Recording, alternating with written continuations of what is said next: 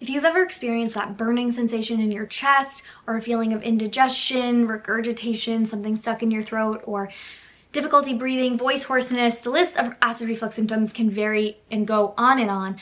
But if you've ever experienced that, then you know how uncomfortable and anxiety provoking it can be. And if you've experienced it, odds are you went in a Google research hole about the worst foods for reflux, what you should avoid. Maybe your doctor even gave you a handout about the foods you should avoid. I know this happened to me when I was struggling with acid reflux and GERD. My doctor handed me a list of foods and told me I would never be able to eat these foods again. And that was really discouraging because all these foods were my favorite things: chocolate, wine, tomato sauce, and I struggled with GERD for over 10 years. I have a full video on my journey with GERD and how I overcame GERD and weaned off of my PPIs, so you can check that out here.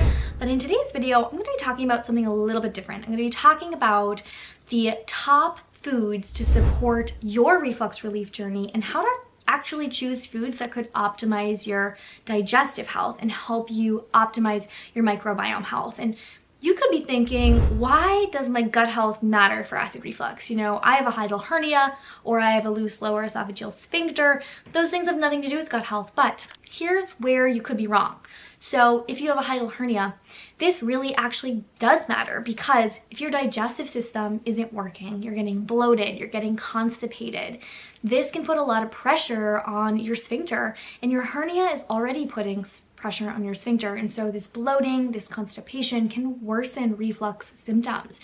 And similarly, with a lower esophageal sphincter issue, your stomach has to reach a certain pH for this lower esophageal sphincter to close properly. And so if you are not nourishing your gut microbiome, if you're not choosing foods that support a diverse and robust gut community in your microbiome, this can impact the way you digest your food. And so gut health matters across the board, no matter what your root cause of reflux is, especially if your root cause of reflux is a microbiome related issue. If you have SIBO, if you have dysbiosis, optimizing your gut microbiome could be extremely beneficial in your reflux relief journey. And I know it was for me personally.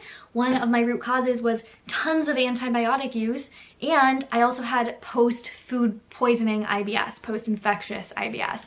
So my gut microbiome was totally dysregulated, and choosing foods that actually helped me recover was key, versus just seeing foods as the enemy and viewing food as danger.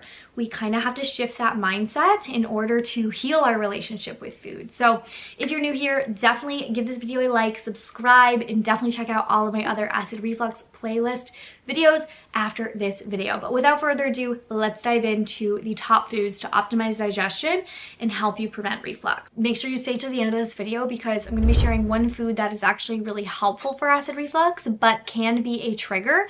And if it's a trigger for you, it may indicate something other than reflux is going on. So make sure you stay for that one. So kicking things off, I want to start with ginger. Ginger is also a little bit of a controversial ingredient that can help be a natural prokinetic. So ginger can stimulate your stomach to empty at a little bit of a quicker rate. It can stimulate your intestines to contract, which is helpful if you are someone that has slower stomach emptying, if you feel like food kind of sits in your stomach for a while, or if you have constipation. Ginger tea, doing a ginger infusion, which is brewing your ginger tea overnight, that can be really helpful to aid as a natural prokinetic and to soothe nausea. If nausea is a side effect of your acid reflux, ginger could be really, really helpful to you. So consider adding a little bit of fresh or dried ginger powder into your soups, your dishes. I love making a carrot ginger soup. The recipe for that is on my app, Flora. Or you could also do a ginger tea or a ginger infusion. Ginger capsules are sometimes used for people with slower motility.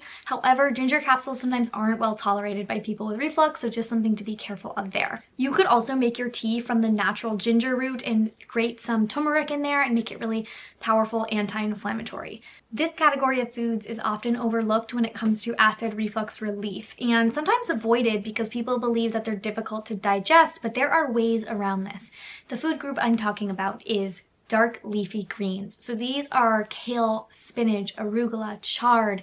These are antioxidant powerhouses. They are also a rich source of magnesium, which may be low if you have been on a medication like a PPI or Pepcid for long term. So incorporating dark leafy greens will help you boost your magnesium and reduce inflammation.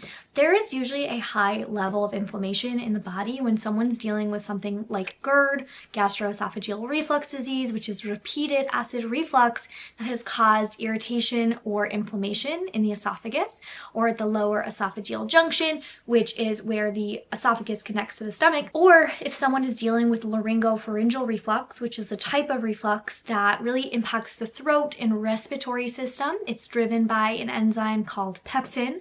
When pepsin is released in your stomach, it helps you digest your foods, but when you have your stomach contents moving into the esophagus, this pepsin can actually rise into the esophagus and burrow into the tissues of your throat and esophagus, and that can create LPR, which is also known as silent reflux. So reflux typically without heartburn.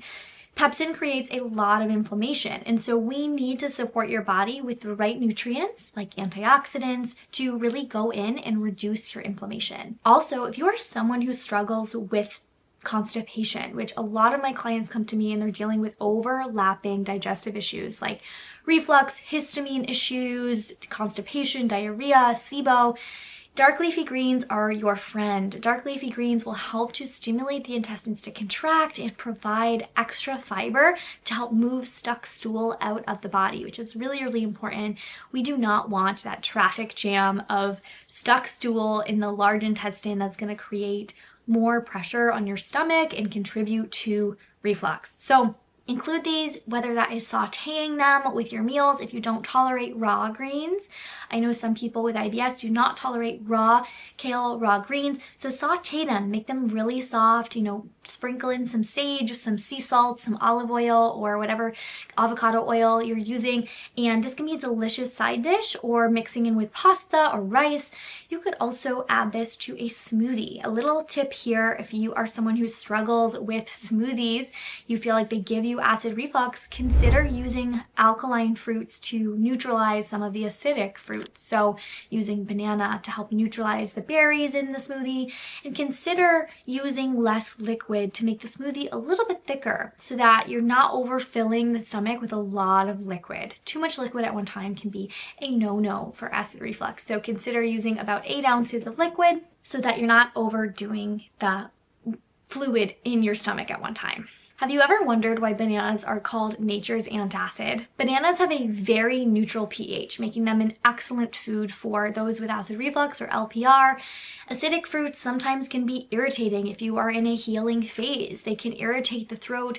They can also create a little bit of irritation right at the lower esophageal junction if those tissues are inflamed by acid reflux. So using a neutral fruit like banana is a really great way to add fiber and nutrients to your body without irritating reflux symptoms. They are also rich in potassium, which is an essential mineral, and it helps maintain your body's acid-base balance. I get asked all the time from my clients, what should I eat before a workout?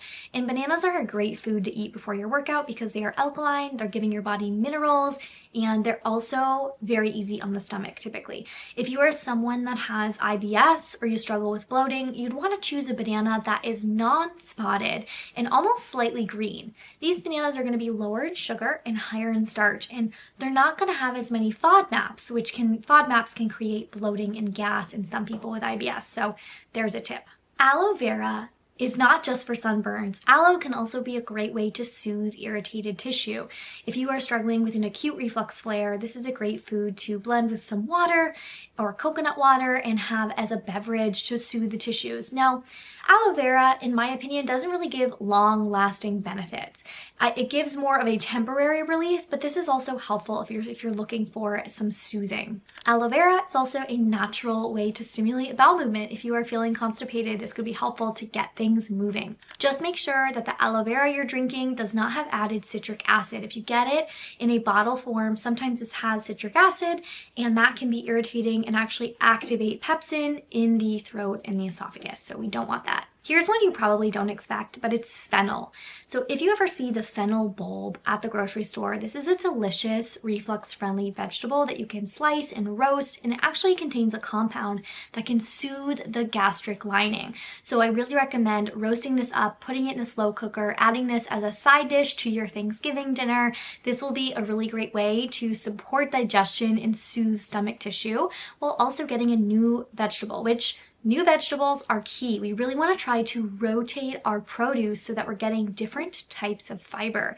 So looking for what's on sale, trying one new thing a week, or getting a mix of vegetables is a great way to add more diversity so that you're nourishing a wide variety of microbes in your gut health. This food changed my client's life. So papaya actually contains natural digestive enzymes. And one of my clients, Anna, she started having a little bit of papaya with her larger meals. So with lunch and dinner, and she felt like this radically transformed her digestive system. And so papaya is one of the few foods that has natural enzymes. Kiwis and pineapples also have natural digestive enzymes.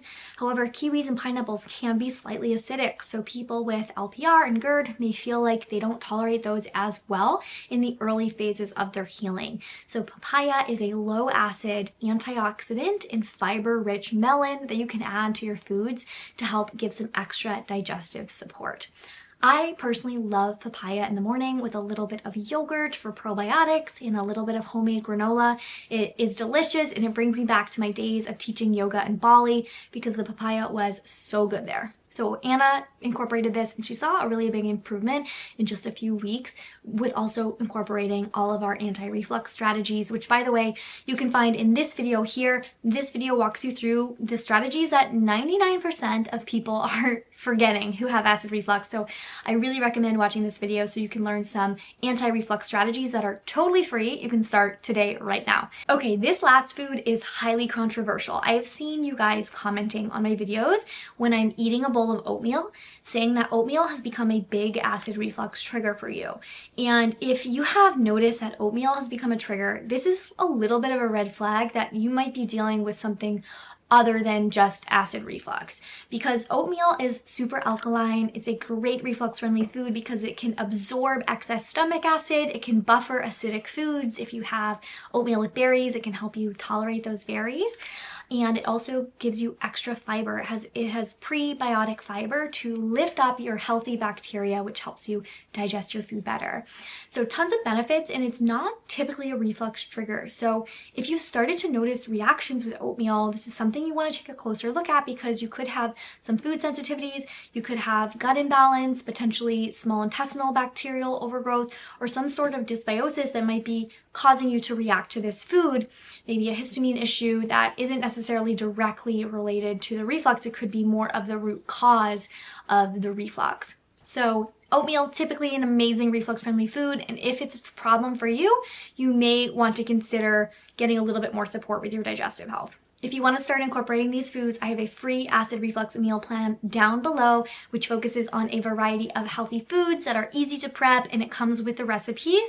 But I want to emphasize that what you're eating is important, but it's also important the way that you're eating. So you do not want to miss this video about what 99% of GERD and reflux sufferers are missing. These are key strategies that could help you prevent reflux today for free.